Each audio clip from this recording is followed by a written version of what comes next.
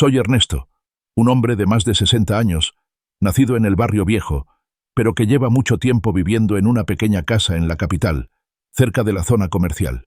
Toda mi vida la dediqué a manejar el autobús y, a veces, a trabajar de cobrador en la avenida principal, solo para llevar dinero a mi familia. Con el paso del tiempo, me acostumbré a que mi mundo girara en torno a mi esposa, mis hijos y esa casita que levanté con el sudor y el dolor de mi cuerpo. Trabajé 3 décadas en la carretera, de la mañana a la noche, a veces sin dormir en las horas pico, a veces sin comer bien por perseguir una vuelta más. Cada peso que ganaba pasaba por un presupuesto estricto, para comprar arroz, pagar la luz y la matrícula de los hijos cuando aún estudiaban. A Laura, mi esposa, la conocí cuando era joven. Vendía antojitos cerca del mercado. Tenía una sonrisa que parecía un sol atravesando las nubes, y cada vez que la veía entonces, se me olvidaba el cansancio de todo el día. Nos casamos jóvenes, no teníamos dinero, pero estábamos llenos de sueños. Ella era la razón por la que me esforzaba, por la que aguantaba aunque a veces quisiera rendirme ante el tráfico y el calor de la ciudad. Vivimos juntos muchos años, tuvimos hijos, construimos la casa aunque fuera pequeña, y pensé que así sería hasta la vejez. Pero unos 3 meses antes de aquella noche, empecé a sentir un cambio. Su habitual bienvenida alegre cuando yo volvía del trabajo se volvió fría, como si fuera una obligación. Ya no me acariciaba el pelo mientras estábamos acostados por la noche. Siempre tenía el celular en la mano. A veces notaba que sonreía mientras escribía, pero si yo miraba, lo escondía de golpe. Me dije a mí mismo, tal vez es solo una amiga, tal vez chismes del vecindario, tal vez está estresada porque la vida no es fácil. Así que me callé, porque en la cultura en la que crecí, el hombre está acostumbrado a aguantar y hacerse el insensible para no romper el hogar. El día que le dije a mi esposa que tenía que viajar a la provincia para un trabajito de 2 días, sentí como si tuviera algo pesado sobre el pecho. De palabra, la razón era trabajo, pero por dentro, sabía que era solo una excusa. Un vecino me había dicho en susurros, una semana antes, que veía un coche detenerse frente a nuestra casa cuando yo no estaba. Decían que no conocían al conductor, pero a veces veían bajar a un hombre. No le hice caso al principio, porque tenemos muchos amigos, muchos parientes que nos visitan.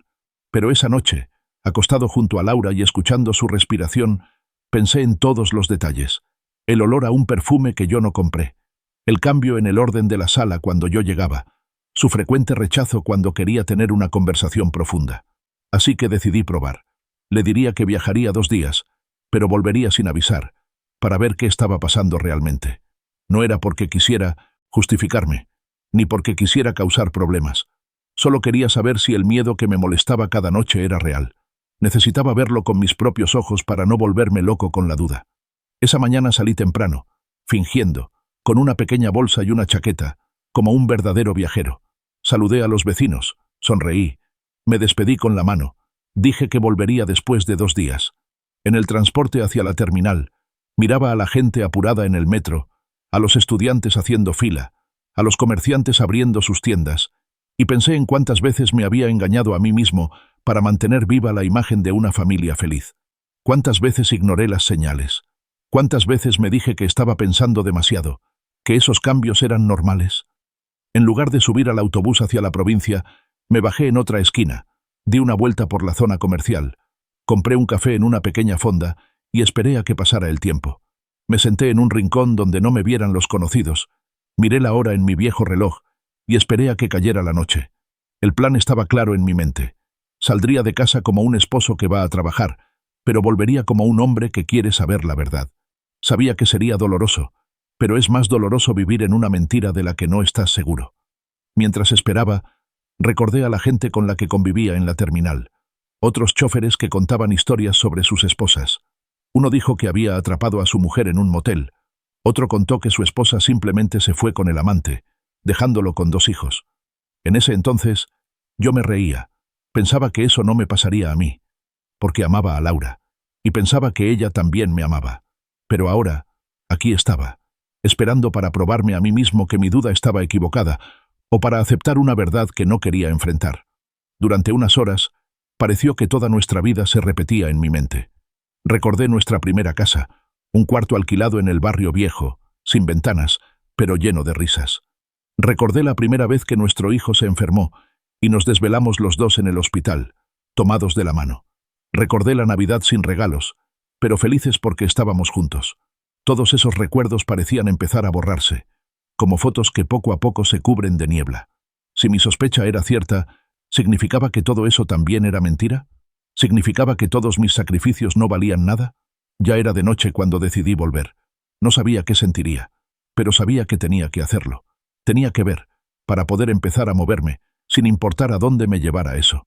Me levanté de mi asiento, agarré mi bolsa y comencé a caminar de regreso a casa, como si caminara hacia un lugar que ya no conocía, aunque yo mismo lo hubiera construido. A propósito, no tomé la ruta habitual para que no me vieran los vecinos que siempre están vigilando en la tiendita de la esquina. Están muy acostumbrados a contar la vida de los demás, y no quería que mi regreso fuera un chisme antes de saber qué pasaba realmente dentro de mi casa.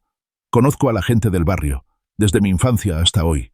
Saben quién soy, dónde trabajo, cuán difícil es mi vida. Pero también sé que cuando escuchan algo, sea cierto o falso, se esparce como fuego en pasto seco. No quería ser la comidilla de las borracheras. No quería que hablaran de mí antes de saber toda la verdad. Me detuve en la esquina del callejón, esperé un momento de silencio y luego caminé despacio hacia casa, sintiendo frío aunque el aire de la ciudad era húmedo y caluroso. A mi alrededor seguía la escena familiar. El perro atado frente a la casa de doña Nena, la luz rota del poste que llevaban tiempo sin arreglar, el pequeño altar de la Virgen en la esquina siempre con una vela. Pero esa noche parecía que todo eso era diferente, como cosas que eran solo parte del decorado de una escena que aún no entendía del todo. Cuando estuve frente al portón, sentí el olor familiar de la comida de otra casa, las risas de los jóvenes jugando baloncesto en la calle y la música suave de un karaoke a lo lejos. Quizás había un cumpleaños o un bautizo en la vecindad, porque suele haber ese ruido los sábados por la noche. Pero desde dentro de nuestra casa no escuché el ruido de la televisión como de costumbre. A Laura le encanta ver telenovelas por la noche, se sabe casi cada escena. Pero esta noche no había sonido de TV, no había luz parpadeando. En su lugar había una risa suave y casi susurrada que fluía desde adentro, como un ruido que intentan ocultar. Abrí el portón con cuidado, levantándolo para que no hiciera ruido, y entré como si fuera un invitado en mi propia casa. Antes, al entrar por el portón, lo primero que escuchaba era la voz de Laura llamándome, preguntando si ya había comido, o el ruido del ventilador en la sala que siempre estaba encendido. Pero esta noche, silencio. Demasiado silencio para una casa con gente dentro. Como un silencio que responde a la pregunta que no quería hacer. Cuando me asomé por la puerta, me encontré con la luz encendida en la sala y unos zapatos que no eran míos. Esos zapatos me eran familiares, porque solía verlos frente a la casa cuando había reuniones. Los usaban los amigos que visitaban, los compadres que venían a charlar. Pero, ¿por qué estaban aquí ahora, dentro de la casa, en la noche que pensaban que yo no estaba? Busqué los sonidos conocidos dentro, el crujido del sofá, el movimiento de pies en el suelo y la voz baja de un hombre familiar. Ahí reconocí la risa de mi compadre Marcos, que casi vivía en nuestra casa de tantas veces que venía a beber, a charlar y a pedirme ayuda en el pasado. Marcos, mi amigo desde nuestra juventud en el barrio. Estuvimos juntos en los juegos, jugamos baloncesto en la esquina, bebimos en la tienda los viernes por la noche. Después de unos años, se convirtió en mi compadre cuando bautizamos al menor. Confiaba en él, le presté dinero cuando tuvo una emergencia, lo ayudé cuando perdió su trabajo. Por eso dolía tanto escuchar su voz dentro de mi casa, en la noche que se suponía que yo no estaba. Casi al mismo tiempo que me subió la sangre a la cabeza y me pesaron las rodillas, vi, a través de la puerta entreabierta del cuarto, a mi esposa Laura pegada a él, recostada en su pecho, sonriendo de una manera que hacía mucho tiempo no veía cuando yo estaba a su lado. Esa sonrisa, la ternura de los gestos, la forma de tocarse, todo eso parecía parte de un mundo en el que yo no estaba incluido. Parecía que había una vida paralela sucediendo dentro de la casa que yo levanté, y yo, el verdadero dueño, me había convertido en un extraño. Recordé cómo éramos antes Laura y yo. Antes, cuando llegaba del trabajo, me abrazaba aunque oliera a humo y sudor. Me decía que me extrañaba, que tenía hambre y solo esperaba a que yo llegara para comer juntos. Pero en los últimos meses, todo eso pareció desaparecer. Se volvió una rutina, sin calor, sin presencia real. Y ahora entendía por qué. No era a mí a quien esperaba. Ya no era yo la razón de su sonrisa. Había otro. Me quedé allí parado, fuera de mi propia casa, viendo la escena como una película que no quería ver pero que no podía apagar. Ese cuarto, esa cama, ese espacio, todo eso lo conseguí con esfuerzo. ¿Cuántos años hice horas extra? ¿Cuántas veces no comí bien solo para ahorrar, para dejarle algo a la familia? Pero ahora, otra persona usaba todo eso, como si no fuera un sacrificio, como si no hubiera costado trabajo. Usaban el espacio que construí para nuestra felicidad, para convertirlo en un lugar de traición. No sé cuánto tiempo estuve parado allí, quizás unos minutos, quizás unas horas. Lo único que sé es que, en ese momento, sentí que todo lo que creía cierto se derrumbaba. La esposa que amaba, el amigo en quien confiaba, el hogar por el que me esforcé, todo eso, de repente, perdió su significado. Me sentí como si hubiera vuelto al principio, a la nada, a ser una persona parada en la calle sin nada más que dolor y confusión. Pensé en entrar, gritar, patear la puerta, sacarlos a los dos a rastras y mostrarle a todo el barrio lo que habían hecho. Pensé en lastimar, en vengarme, en hacer una escena que nunca olvidarían. Pero no me moví, no hablé. Sentí el cuerpo paralizado. En el barrio donde crecí, dicen que un verdadero hombre, cuando lo engañan, grita, golpea o derrama sangre en medio de la calle. Pero yo no pude perder el control, porque sabía que la verdadera profundidad del dolor no se ve en los gritos ni en la sangre. Se ve en la destrucción de la confianza, en la ruptura de los sueños, en la sensación de haberte perdido en tu propia historia. Retrocedí en silencio. Dejé que esa escena permaneciera dentro de la habitación, mientras yo salía de la casa que durante mucho tiempo creí que me pertenecía. Cerré el portón despacio, levantándolo de nuevo para que no hiciera ruido, y caminé alejándome, como un fantasma que visita su propio pasado. Esa noche entendí por qué dicen que hay visiones capaces de derrumbar todo el ser de un hombre sin siquiera usar palabras. Caminé sin rumbo, desde el callejón hacia la avenida principal, hasta llegar a la zona comercial, donde los centros comerciales estaban llenos de luces y la vida continuaba para la gente que no sabía nada de las heridas ajenas. Las tiendas seguían abiertas, llenas de gente comprando, mirando escaparates o simplemente comiendo a medianoche. Había niños corriendo, parejas caminando tomadas de la mano, grupos de jóvenes gritando frente a una tienda de té. Una noche normal para ellos, pero para mí, el mundo se había caído. Me senté en un rincón cerca de la parada de autobuses. Observé a la gente apresurada, a los novios de la mano, a las familias comprando en los puestos. Vi a un anciano vendiendo flores, con una canasta llena, llamando a la gente que pasaba. Pensé que tal vez yo me veía igual a los ojos de los demás, un hombre mayor trabajando, sin que nadie supiera lo que sufría por dentro. En medio del ruido de la ciudad, allí estaba yo, como un hombre que había perdido su lugar en su propia historia. No lloré, pero sentí una opresión en el pecho como si tuviera una piedra dentro. Recordé los tiempos en que éramos felices. Antes, cuando tenía dinero extra, llevaba a Laura a pasear por ahí. Una merienda sencilla en un restaurante de comida rápida o dar una vuelta por el mercado, comprar ropa barata. Ella era feliz, y yo también era feliz porque ella lo era. Pero ahora, estaba aquí solo en el mismo lugar, pero ya no estaba la alegría, ya no estaba el motivo. Pensé en volver, hablar con ellos, gritarles, preguntarles por qué, cuándo empezó, qué me faltaba.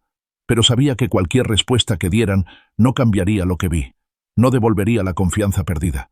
Estuve sentado allí unas horas, hasta que algunas tiendas cerraron, hasta que el ruido de la calle fue disminuyendo poco a poco. Se acercó un mendigo, me preguntó si tenía una moneda. Se la di, y al mirarle la cara, me vi a mí mismo. Ambos habíamos perdido el hogar, aunque por razones diferentes. Él, sin un techo físico sobre su cabeza. Yo, con casa todavía, pero sintiendo que también había perdido mi refugio, porque el hogar que creía mío, otra persona lo había convertido en un lugar de traición. Al día siguiente, no volví a casa. Fui directo al banco donde guardaba mis pocos ahorros de años de manejar. Tenía una cuenta de ahorros que solo tenía mi sueldo. No era mucho, pero me había costado cada peso. Retiré en silencio, arreglé las cuentas y me aseguré de ser el único con control sobre el dinero restante. Cambié la contraseña, quité el acceso de Laura a la cuenta conjunta y transferí los ahorros a una cuenta nueva que solo yo conocía.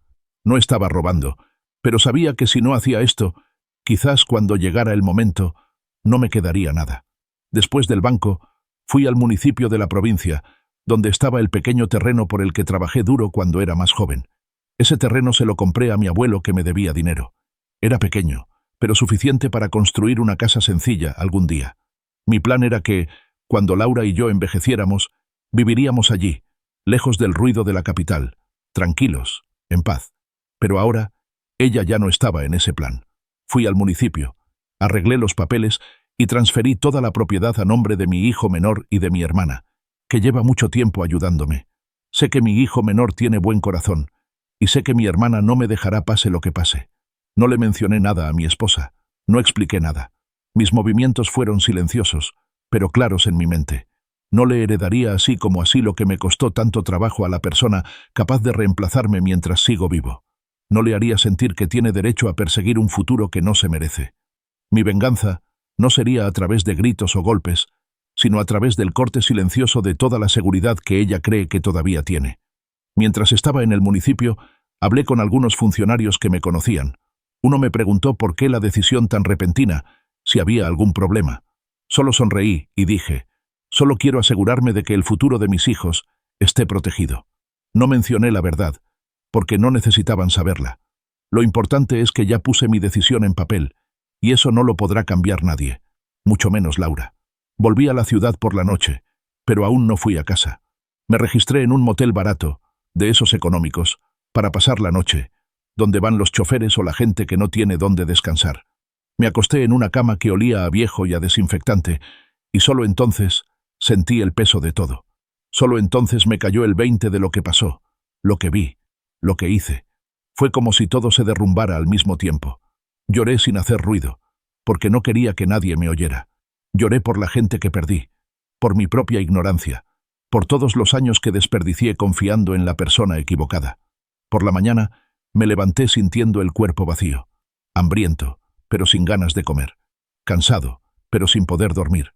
Pensé en volver, hablar con Laura, preguntar si era verdad, cuánto tiempo llevaba, si todavía me amaba. Pero sabía que esas preguntas ya no eran importantes. Lo que vi fue suficiente. Lo que sentí estaba claro. No necesitaba una explicación para entender que nuestra relación había terminado. Lo único que necesitaba era ser fuerte, decidir y dar el paso correcto para mi futuro. Recordé a mi padre. Murió cuando yo era joven, pero antes de irse me dijo, Ernesto, el verdadero hombre no es el que grita y lastima. El verdadero hombre es el que sabe cuándo debe levantarse, luchar y salir de una situación que ya no se debe aguantar. No entendí entonces lo que quería decir, pero ahora su voz parecía volver a mi mente, dándome fuerza. Sabía que tenía que levantarme, tenía que tomar una decisión, aunque doliera, aunque fuera difícil. En los días siguientes, volví a casa como si no supiera nada. Fingí estar cansado por el viaje y conté detalles inventados sobre el trabajo.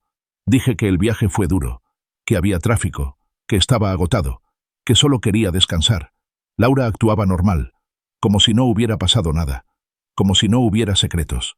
Me preguntó si ya había comido, si estaba bien, si quería comer algo. Cada pregunta suya era como un golpe para mí, porque sabía que todo eso era mentira, pero no lo demostré.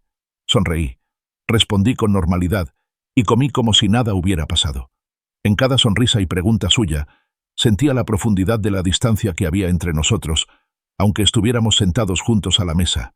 No la confronté, no le grité, tampoco le hice saber que lo había visto todo. Elegí dejarla vivir en su propia mentira, mientras yo preparaba una venganza silenciosa, no con sangre, sino cortando todo lo que ella esperaba tener de mi futuro. Pasaron unos meses en los que fingí no saber nada. En el barrio, la vida normal continuaba, vecinos preparándose para la fiesta patronal, transportes compitiendo por pasajeros y chismes circulando desde la tienda hasta la fonda. Había días en que me encontraba con doña Nena en la tienda. Me preguntaba cómo estaba, si estaba bien, porque decía que había adelgazado. Yo solo sonreía. Le decía que era por tanto trabajo, por el estrés de la vida de chofer.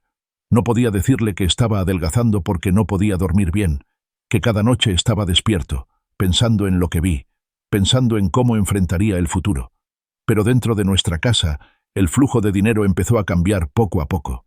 A propósito, reduje lo que daba. Ya no dejaba que manejaran mi tarjeta ni los papeles.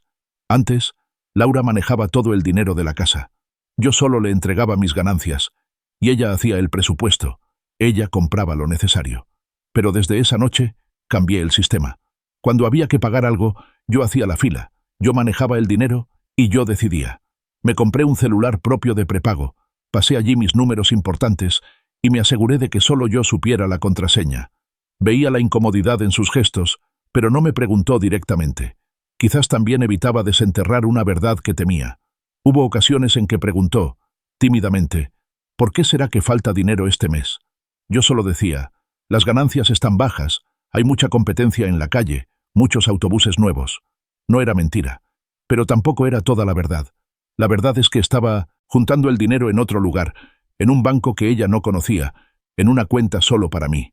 Necesitaba asegurar mi futuro, porque sabía que llegaría el día en que tendría que irme, y no quería irme sin nada, pareciendo yo el inútil. También noté que poco a poco cambiaba el ambiente de la casa. Laura salía más seguido, decía que iba a comer con una amiga o a comprar al mercado. Pero yo sabía que no todo eso era verdad.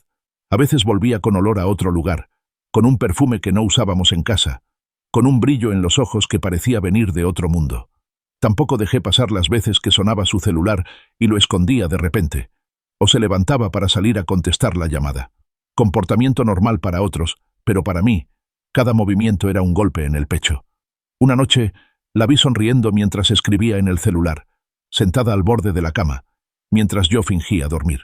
Vi en la luz de la pantalla su sonrisa, la forma en que sostenía el teléfono como si acariciara a la persona con la que hablaba. Quise levantarme, arrebatarle el teléfono, leer los mensajes, gritarle, preguntarle con quién hablaba. Pero no me moví. Elegí callar, porque sabía que esa reacción no traería una solución. Lo que necesitaba era un plan, no emociones. Recordé los consejos de mis amigos de antes, compañeros chóferes que también pasaron por la misma situación. Uno dijo, Ernesto, cuando sepas que te engañan, vete de inmediato. No lo alargues, porque solo duele más. Otro dijo, no te vayas enseguida. Asegúrate primero de estar protegido, de llevar dinero, de tener a dónde ir, porque si te vas sin un plan, tú eres el que pierde. Pensé en cuál tenía razón, y entendí que ambos la tenían, pero de diferentes maneras. Sí, tenía que irme, pero también tenía que asegurarme de estar protegido. Tenía que ser inteligente, no solo emocional. Así que en las siguientes semanas fui más cuidadoso. Copié todos los documentos importantes.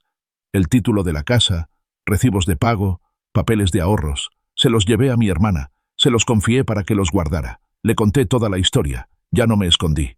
Ella es la única persona en quien confío, porque sé que no me abandonará. Lloró al escuchar mi historia, furiosa con Laura y con Marcos. ¿Cómo pudo hacerte eso? ¿Qué clase de mujeres? Dijo. Pero le pedí un consejo sincero. No necesitas hacer nada. Solo necesito tu ayuda para proteger estos papeles, y cuando llegue el momento, apóyame. También fui con un abogado conocido de mi hermana, un señor mayor conocido en el barrio porque ayuda a la gente sin dinero con asuntos legales. Le conté toda la situación y escuchó atentamente. Ernesto, me dijo, la anulación es larga y costosa, pero si solo quieres separarte, puedes solicitar una separación legal de bienes. Significa que ya están separados en dinero, en casa, en todo, aunque no estén técnicamente divorciados porque aquí no tenemos divorcio como tal, pero ya estás protegido y no estás obligado con ella. Le pregunté cómo, y me explicó todo el proceso.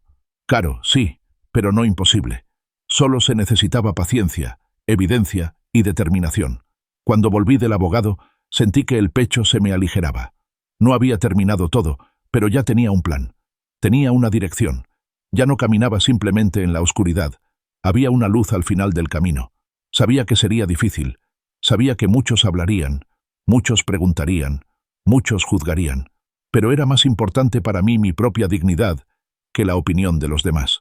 Era más importante para mí la tranquilidad de mi conciencia que aguantar en silencio una mentira. En esos días me acerqué más a mis hijos. Hablé con ellos uno por uno, no les dije todos los detalles, pero les expliqué que había cambios en la familia y que necesitaban entender que, pasara lo que pasara, los amaba y no los dejaría. Mi hijo mayor, que ya es grande y tiene su propia familia, entendió de inmediato.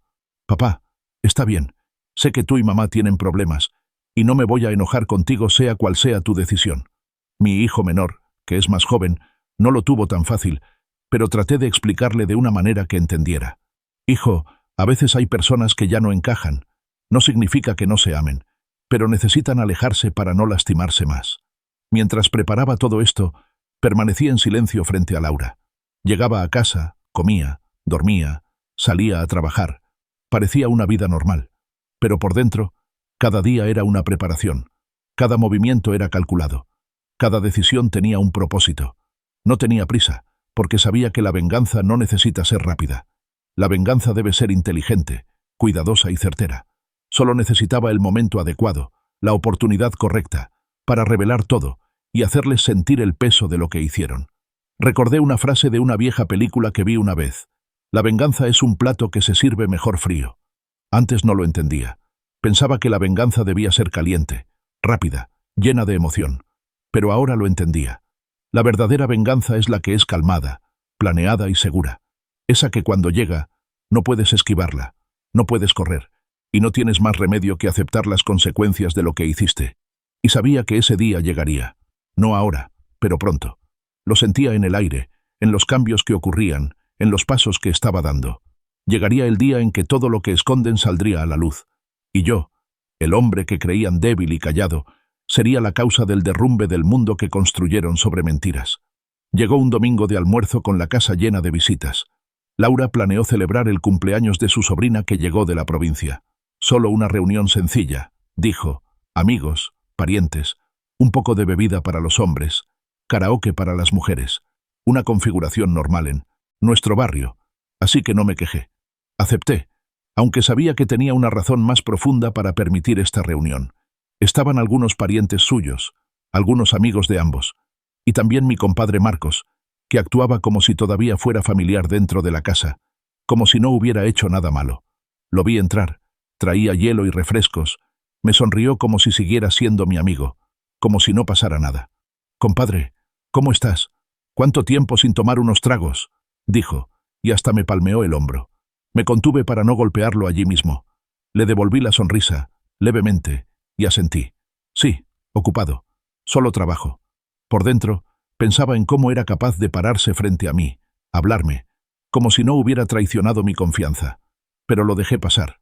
Tenía que mantener la calma, porque sabía que llegaría mi momento. Mientras cantaban en el karaoke y la gente bromeaba en la sala, yo estaba sentado en silencio en un rincón, observando cada sonrisa, cada movimiento. Vi a Laura sirviendo comida alegremente, riendo con sus amigas, como la esposa perfecta, la anfitriona perfecta. También vi a Marcos hablando con otros hombres, bebiendo, bromeando, como si fuera uno de los invitados habituales. Qué bien fingían, qué bien mentían. Pero yo sabía que detrás de esas sonrisas había un secreto oculto, una relación que no debería existir. Recordé todas las veces que volví del trabajo, cansado, oliendo a humo, solo para traer dinero a casa. Recordé las noches que no dormí por hacer horas extra para tener ingresos adicionales. Recordé los dolores de cuerpo que aguanté, el hambre que ignoré, el calor y el tráfico que soporté, todo por esta familia. Y ahora, aquí estaba, mirándolos a todos, como si nada de eso tuviera valor, como si cada sacrificio mío fuera solo una broma, solo ruido de fondo para su propia felicidad. Ese día, elegí dejar caer la noticia que llevaba tiempo forjando en mi mente, no con gritos, sino con una declaración tranquila pero firme. Esperé el momento adecuado, ese instante en que había mucha gente, muchos escuchando, muchos que oirían. Me levanté de mi asiento, fui al centro de la sala y le pedí a una ocupada Laura que apagara el karaoke un momento. Ella se extrañó, los demás también. «¿Por qué? ¿Qué pasa?», preguntó, medio riendo todavía. «Solo quiero hablar», dije, calmado. «Tengo algo importante que decirles a todos». Toda la sala se quedó en silencio. Todos los ojos estaban puestos en mí. Vi la preocupación en la cara de Laura, la sorpresa de Marcos. Pero continué. «Sé que esto es solo una celebración sencilla, y disculpen si arruino el ambiente. Pero tengo que decir esto, porque llevo mucho tiempo guardándomelo, y ya no quiero mentir más». Empecé a contar, no con detalles, pero lo suficiente para que todos entendieran. Conté sobre la noche que salí fingiendo un viaje, la noche que volví sin avisar, y la noche que vi lo que no debía ver dentro de mi propia casa. No mencioné la escena exacta, no describí los detalles, pero fue suficiente decir que ocurrió una traición dentro de mi hogar. Vi en las caras de la gente la sorpresa, la alarma, la lenta comprensión. Algunas mujeres susurraban, algunos hombres se quedaron mirando a Marcos. Laura estaba pálida, le temblaban las manos, Parecía querer hablar, pero no le salían las palabras. Marcos se levantó como queriendo irse, pero se quedó, quizás por vergüenza o tal vez por miedo a la reacción de la gente. Lo sé desde hace tiempo, continué. No soy ciego, no soy tonto. Lo vi, lo sentí, y solo esperé el momento adecuado para decírselo a todos ustedes. Ustedes son los testigos de nuestras vidas. Ustedes nos ven todos los días. Por eso necesitan saber que la imagen que ven, la pareja feliz, la familia perfecta, es una gran mentira. Escuché los murmullos a mi espalda. ¿Será verdad? ¿Laura? ¿Marcos? Escuché también los susurros de decepción, de sorpresa, de incredulidad. Pero no me detuve. Dije también que ya había arreglado los papeles, que la casa ya no seguiría dependiendo de ella, que los ahorros ya habían sido transferidos y que yo me separaría de ella de una manera que pudiera poner en papel y ante la ley el peso de lo que hizo. No es porque quiera vengarme de una forma dolorosa, dije. Es porque necesito protegerme a mí mismo, mi futuro y la dignidad que me queda. Vi en su cara y en la de mi compadre la sorpresa, el miedo y la vergüenza, como si de repente se hubiera roto el mundo que creían controlar. Laura ya estaba llorando, suplicando frente a todos. Ernesto, por favor, hablemos de esto en privado. Aquí no, no frente a todos. Pero negué con la cabeza. Ya no. Llevo mucho tiempo guardando esto en privado. Llevo mucho tiempo tragándome el dolor yo solo, sin que nadie más lo supiera. Pero ahora, ellos necesitan saber, porque son las personas que pensé que me apoyarían. Pero en realidad, muchos de ustedes ya lo sabían, pero se quedaron callados. Todos se callaron otra vez. Sabía que había gente ahí que ya sabía, que ya había oído, que ya había visto, pero no hablaron porque no querían entrometerse o no querían ser chismosos. Pero su silencio también era parte del problema, porque con su silencio continuó la mentira, continuó la destrucción de mi vida. Sé que tienen muchas preguntas, dije. ¿Por qué hasta ahora? ¿Por qué aquí? ¿Por qué frente a ustedes? Respiré profundo. Porque merezco que escuchen la verdad. Porque merezco no tener que fingir más. Porque merezco hacerles sentir la vergüenza que llevo sufriendo mucho tiempo dentro de mi pecho, solo, sin que nadie lo sepa. Después de eso, no hablé más. Salí de la casa, caminé alejándome, mientras escuchaba el ruido de las voces a mis espaldas. Algunos gritaban, algunos lloraban, algunos discutían. Pero ya no miré atrás. Había terminado. Ya había dicho lo que tenía que decir. Había revelado el secreto que me estaba consumiendo. Y por primera vez, después de mucho tiempo, sentí el pecho ligero, aunque sabía que los días siguientes serían más complicados. Caminé hacia la iglesia del centro. Me senté atrás, y allí dejé salir las lágrimas que llevaba tanto tiempo conteniendo. Lloré en silencio, no por dolor ya, sino por el alivio de que, finalmente, se acabó la farsa, se acabó el escondite. Sabía que muchas cosas cambiarían, sabía que no sería fácil, pero también sabía que había hecho lo correcto, no para los demás, sino para mí mismo. Pasadas unas semanas, me fui de esa casa sin mirar atrás. Me mudé a un pequeño cuarto alquilado en las montañas, cerca de Antipolo, desde donde por la ventana veo las luces de la ciudad por la noche. Es más estrecho, más silencioso, más lejos de la comodidad de antes, pero por primera vez después de muchísimo tiempo, siento la cantidad de aire que puedo respirar libremente. Ya no hay nadie vigilando cada uno de mis movimientos, ya no hay miradas molestas, ya no hay secretos escondidos detrás de cada abrazo. Ese cuarto, aunque pequeño, se convirtió en el inicio de un nuevo capítulo de mi vida. Los primeros días en la montaña no fueron fáciles. Me despierto temprano porque mi cuerpo está acostumbrado, pero al abrir los ojos, no hay ruido de TV, no hay olor a lo que cocina Laura, no hay voz de mi esposa llamándome. Solo silencio. A veces el silencio asusta, porque en el silencio todo lo que piensas se agranda, todo lo que sientes fluye sin barreras. Pero poco a poco, aprendí a abrazar ese silencio. Aprendí a escucharme a mí mismo, a mis pensamientos, a mis sueños que llevaban mucho tiempo enterrados bajo obligaciones y responsabilidades. Ya no soy joven, y sé que no se pueden recuperar los años que perdí. Han pasado 6 décadas en mi vida, y sé que quedan menos años de los que ya pasaron. Pero en los meses siguientes, aprendí a despertar no solo para romperme la espalda en la carretera por personas dispuestas a cambiarme en cuanto llegue la tentación. Aprendí a despertar para mí mismo, para las cosas simples que me hacen feliz. Café por la mañana, caminar en el parque, ver el atardecer en la montaña. Convivo con otros mayores en la iglesia de la zona. Escucho sus historias que son casi iguales a la mía. Esposas que engañaron, hijos que perdieron el respeto, familias que se derrumbaron por la debilidad humana. Hay un señor mayor, don Carding, con el que charlé un día después de misa. Me contó que su esposa también lo engañó antes, y casi se vuelve loco de rabia y dolor. Pero siguió adelante, se enfocó en sí mismo, y ahora que es viejo, es feliz estando solo, porque aprendió a amarse a sí mismo antes que a los demás. Ernesto, me dijo, la lección más grande que aprendí es esta. El amor que das a otros tiene que pasar primero por el amor a ti mismo. Si no te amas a ti mismo, ¿cómo vas a saber quién merece tu amor? Esas palabras fueron como abrir una puerta en mi mente. Me di cuenta de que toda mi vida me enfoqué en amar a los demás, a mi esposa, a mis hijos, a mi familia, pero olvidé amarme a mí mismo. Dejé mi propia felicidad, mis propios sueños, mi propio bienestar, solo para asegurarme de que los otros fueran felices. ¿Pero qué pasó? Me traicionaron de todos modos. Destruyeron todo de todos modos. Así que ahora, pensé, es tiempo de amarme a mí mismo primero. Es tiempo de darle importancia a mi propia vida, antes que a los demás. En medio de esas historias, poco a poco acepté que mi herida ya es parte de mi vida, pero no tiene por qué ser la que dicte el último capítulo. Me acerqué más a Dios, voy a la iglesia cada domingo, a veces incluso entre semana. Aprendí a rezar no porque sea necesario, sino porque quiero. Aprendí a agradecer por las cosas que tengo, no por las cosas que perdí. Todavía tengo salud, todavía tengo trabajo, todavía tengo hijos que me quieren. No todo es perfecto, pero es suficiente para continuar.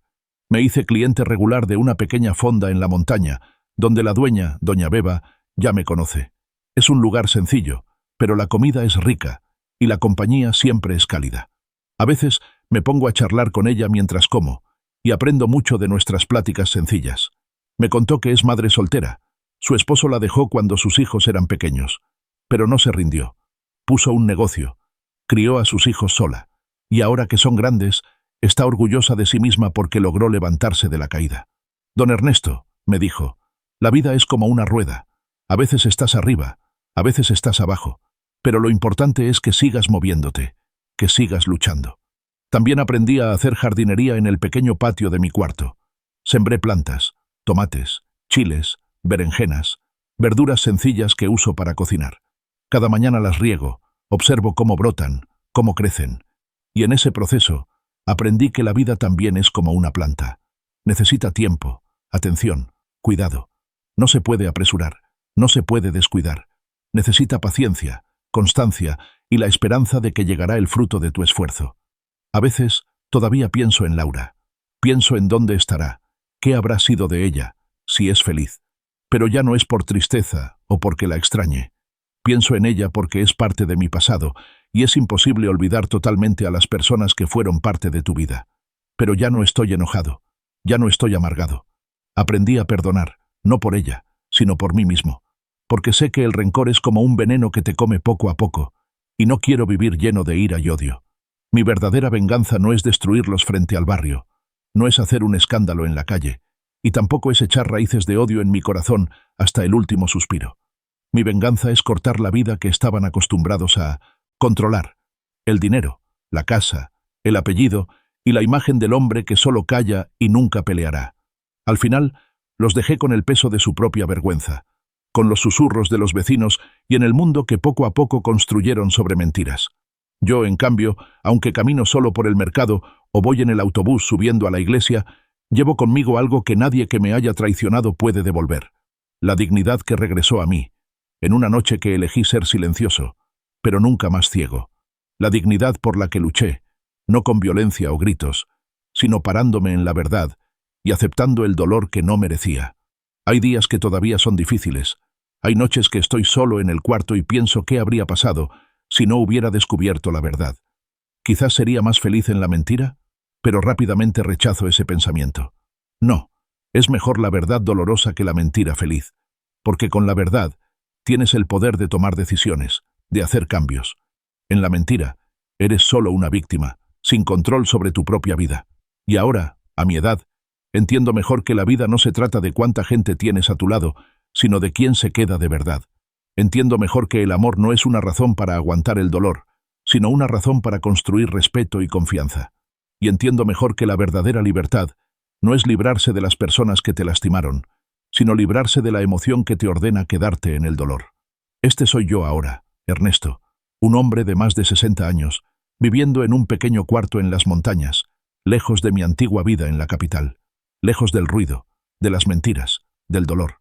Y aunque estoy solo, soy feliz, porque aprendí a ser mi verdadero yo, no el Ernesto que los demás necesitaban, sino el Ernesto que merezco ser. Y ese es el verdadero triunfo, no avergonzar a los que te traicionaron, sino encontrar la paz en medio de todos los errores de los demás. Esa es la verdadera libertad.